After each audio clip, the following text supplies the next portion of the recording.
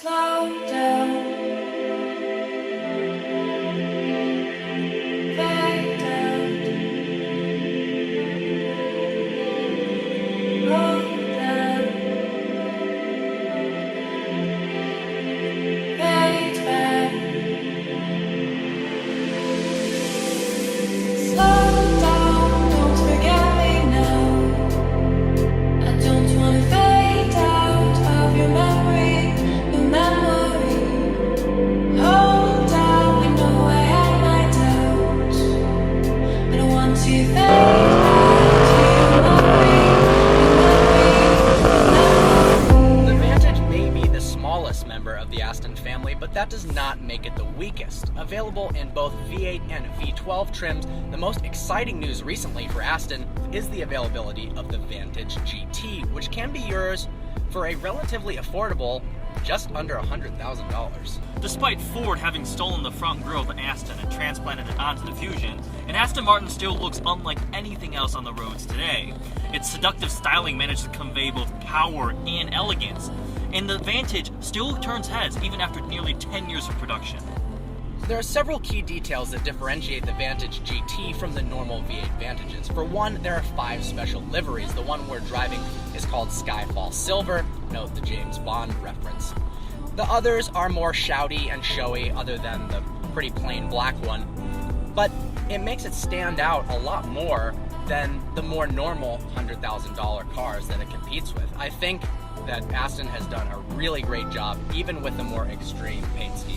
To make this car even more appealing, Aston kept the 4.7-liter V8's power output the exact same as the Vantage S, at 430 horsepower and 361 pound-feet of torque. That means 60 happens in 4.6 seconds. For about the same price as the 911 Carrera S, you get a little more power, but a way more beautiful package. And sure, some turbos and the VTEC on your Civic might be quicker, but which car would you be more willing to roll up to a party in? As befits the character of Aston Martin, owners aren't presented with just a normal key. You get a solid block of glass that's named the Emotional Control Unit. And I guarantee you, when you push this key into the slot and the engine starts up, it will control your emotions. This is just one example of the many things Aston Martin does to make their cars incredibly classy and elegant. I'm kind of surprised it doesn't come with champagne flutes and a Walther PPK holder, but maybe that comes in the Aston Martin DB9. The interior is filled with high-quality materials that you would expect in an Aston Martin. Leather, Alcantara, very high-quality stitching. Legroom and headroom are actually really good for such a small, compact vehicle.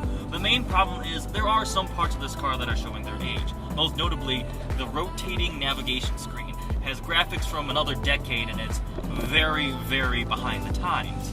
One of the best parts of the Vantage GT is the noise. It snarls, it growls, but not like an American V8. It's silkier. Startup on these cars and all Astons is absolutely mouth-watering. This is a vehicle, honestly, you could buy for the sound alone. Yes. It just so happens to be drop-dead gorgeous.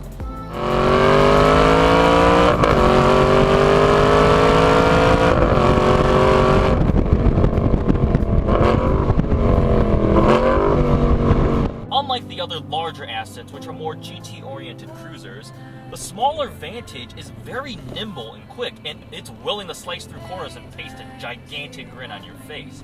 A short wheelbase, a responsive engine, and hydraulic steering combine to make this car a lot of fun to throw around the corners.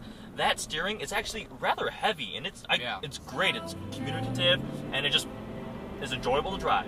So, of course, one of the exciting aspects of this vehicle is it is available in convertible form. We're currently driving the Roadster, which is a bit more expensive, but it offers kind of an unbeatable open-top experience, especially on a day like today where it's 85 degrees and sunny. Yes.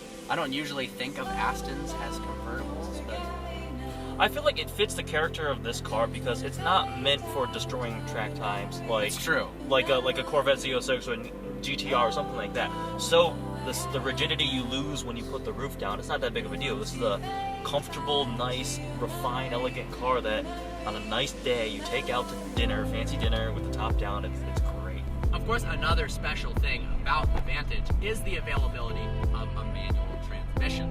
This is their Sport Shift 2 transmission, which single clutch I don't like it all that much. It responds pretty quickly, but the main downside of some of these older single clutch automated manual transmissions is when you're shifting at half throttle, let's say.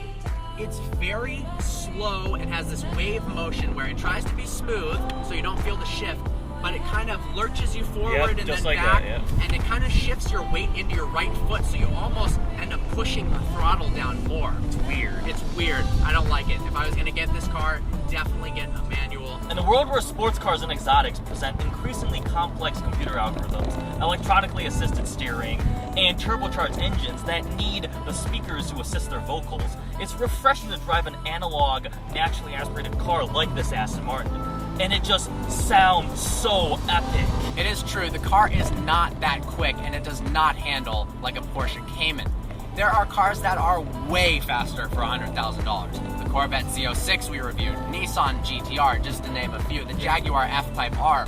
But what those cars fail to have, the F-Type a little bit of course, is just the undeniable classiness of driving an Aston Martin. Because you know who else drives an Aston Martin?